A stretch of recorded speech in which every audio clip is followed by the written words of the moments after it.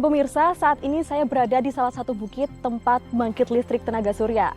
Energi yang dihasilkan dari sini menjadi sumber energi bagi pompa yang ada di bawah sana untuk mengalirkan air dari bawah ke atas ke tempat penampungan air di bukit lainnya.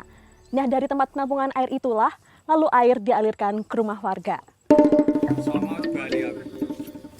Di awal upayanya mendapatkan air bersih mandiri, Supriyanto mendapat kunjungan dari mahasiswa UGM untuk melakukan penelitian dalam rangka kuliah kerja nyata KKN Panggang tahap 2 yang dilaksanakan selama 2 bulan, yaitu Juli hingga Agustus 2009. Riset mahasiswa UGM itu tentang membangun sebuah sistem pengangkatan air menggunakan energi matahari. Penggunaan energi matahari ini dikarenakan jauhnya sumber listrik dari sumber air Sungai Gede yang membuat pompa membutuhkan pasokan energi lain. Dipilihnya matahari sebagai sumber energi dikarenakan matahari merupakan potensi terbesar di Dusun Banyumenang. Konsep pengangkatan air tersebut bertujuan untuk mengalirkan air dari sumber mata air ke pusat pemukiman penduduk.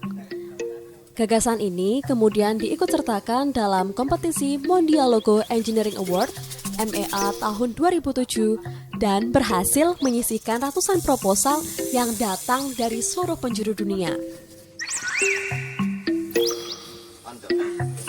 Keberhasilan komunitas mahasiswa Sentra Energi Kamase Teknik Fisika Universitas Gadjah Mada dalam kompetisi ini mendatangkan dana yang digunakan untuk merealisasikan gagasan konsep pengangkatan air bertenaga matahari di Dusun Banyumenang. Setelah kita melakukan diskusi dengan masyarakat, kita ajak masyarakat mendesain bersama-sama mahasiswa. Waktu itu inisiasinya adalah kuliah kerja nyata bersama masyarakat dan kemudian pelan dan pasti kita desain bersama-sama, kita gelar bersama.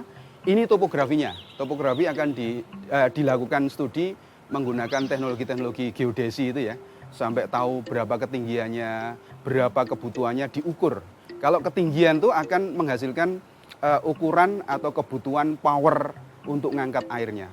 Setelah itu pemipaan, piping itu menjadi sesuatu yang penting karena dia harus diangkat kemana. Jalurnya dicari yang paling efisien. Setelah ketemu, ditemukan watt untuk mengangkat air itu berapa. Dari watt itu kemudian dihitung solar cell-nya. Dihitung atau ditemukan pompa yang pas, yang cocok itu seperti apa. Kemudian ada juga biasa teknik-teknik hidrologi dimasukkan ke bak tandon dan bak tandonnya dicari yang paling tinggi. Harapannya setelah tinggi nanti tinggal mengalir, jadi tidak lagi pakai listrik lagi, tidak pakai solar cell lagi, tapi tinggal mengalir menggunakan gravitasi saja. Pembangunan sistem pengangkatan air ini pertama kali dibangun tahun 2009 di Dusun Banyumenang 1 dengan menghabiskan dana lebih dari 1 miliar rupiah. MEA menjadi jalan pembuka untuk melengkapi sistem PDAM di Banyumenang melalui Yayasan Nirlaba Energi Bersih Indonesia (NRB). Melalui NRB, pendanaan juga diberikan oleh UNESCO sebesar 20.000 euro menjadi jaminan berjalannya pembangunan sistem pengangkatan air.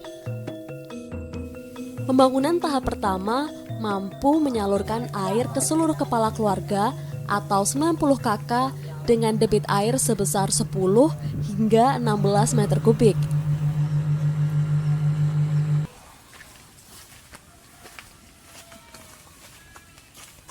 Kesuksesan tahap pertama mendapat respon cukup baik dari warga Banyumenang 1. Penerapan teknologi serupa dilanjutkan tahun 2016 di Dusun Banyumenang 2 dengan menelan biaya kurang dari 1 miliar rupiah.